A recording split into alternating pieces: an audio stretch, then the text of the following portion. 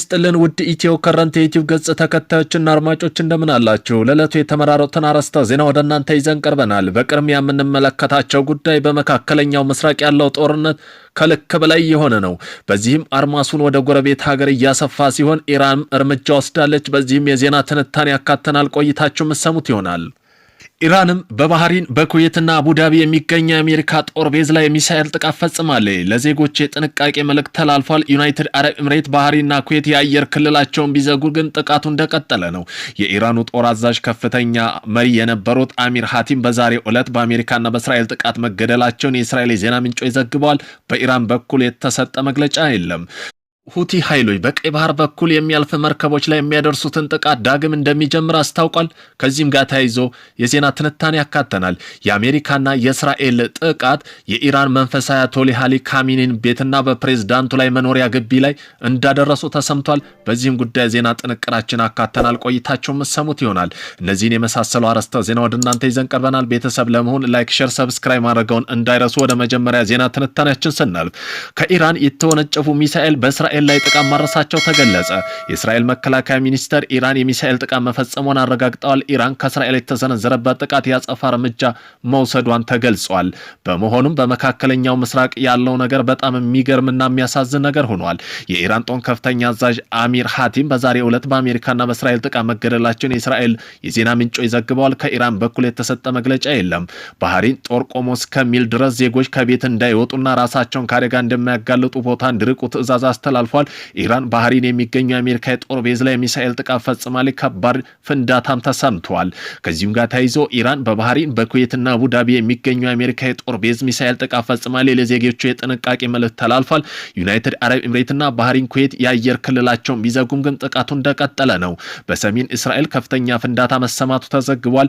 ኢራን አጸፋ እየሰጠኝ መሆኑን አሳውቃለች። እስራኤል ከአሜሪካ ጋር በመሆን በኢራን ላይ ጥቃት ከሰነዘረ በኋላ ወደ ሀገር ውስጥ የሚገቡ የኢራን ሚሳኤሎች ለመጥለፍ ባደረገች ሙከራ በሰሜን እስራኤል በፍንዳታ እየተናወጠ ይገኛል ሲል አልጀዚራ ዘግቧል።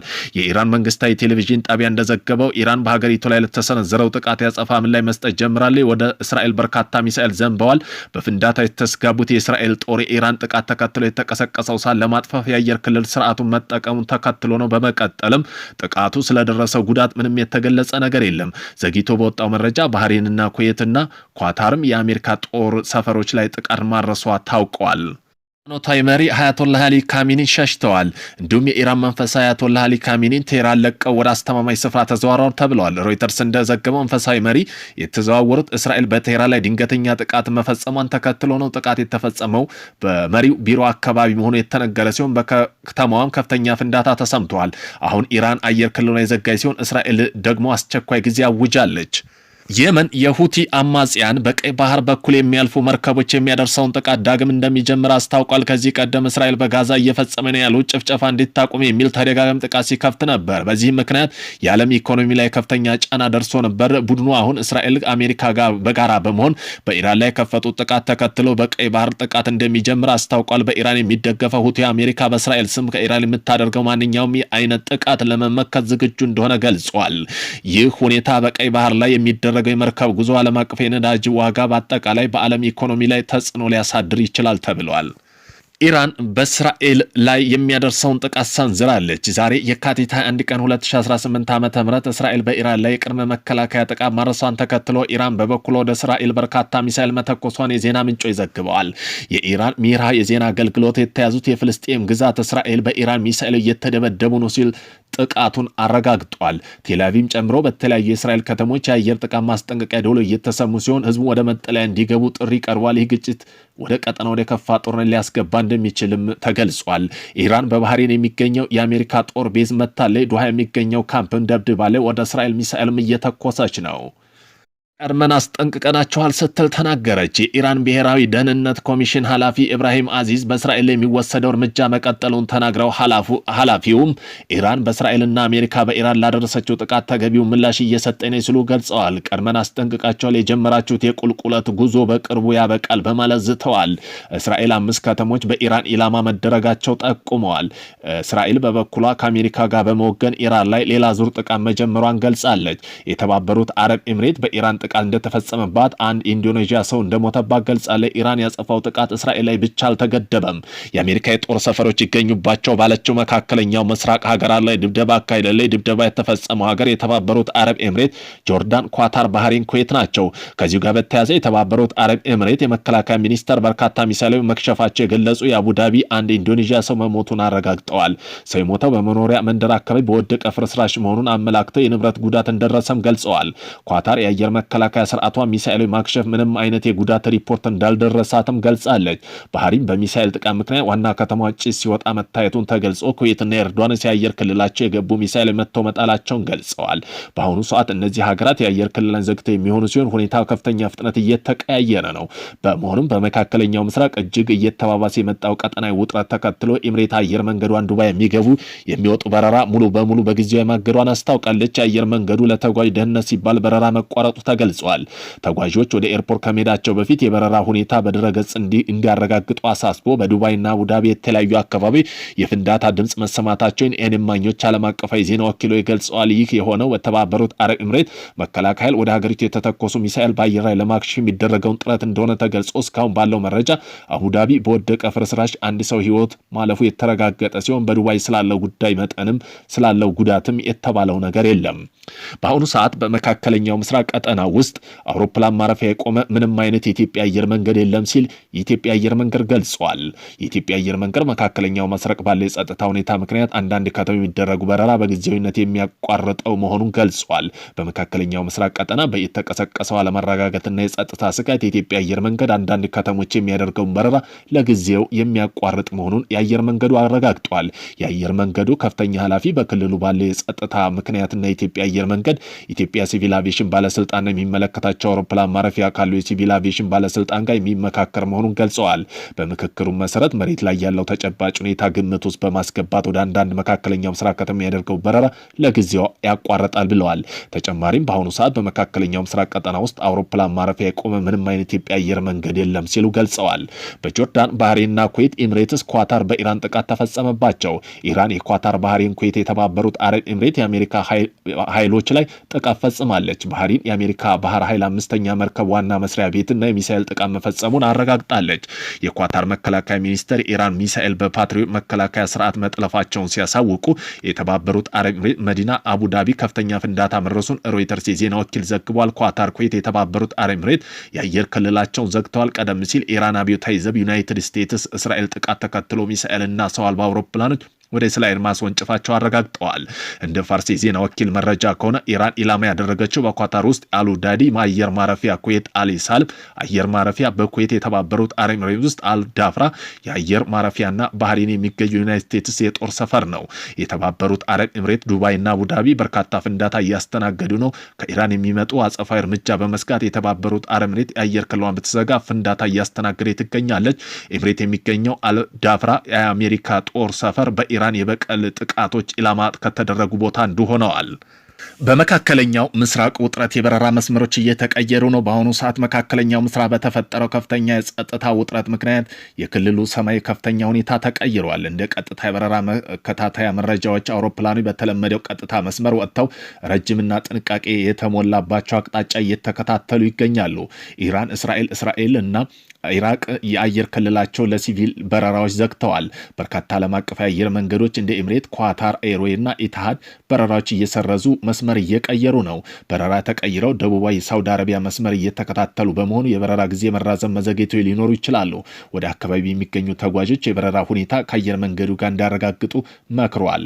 በመሆኑም ኢራን ያጸፋ ጥቃት ለመሰንዘር እየተዘጋጀች መሆኑ እየገለጹ ሲሆን በኢራን ሰፊ ወታደራዊ ዘመቻ ጀምረናል፣ ከጨካኙ የኢራን አገዛዝ የሚያወጣው ስጋት እናጠፋለን፣ ሚሳኤሎች እናወርማለን፣ ሚሳኤል ኢንዱስትሪ ይጠፋል ይወርማሉ ሲሉ የአሜሪካው ፕሬዝዳንት ዶናልድ ትራምፕ ገልጸዋል።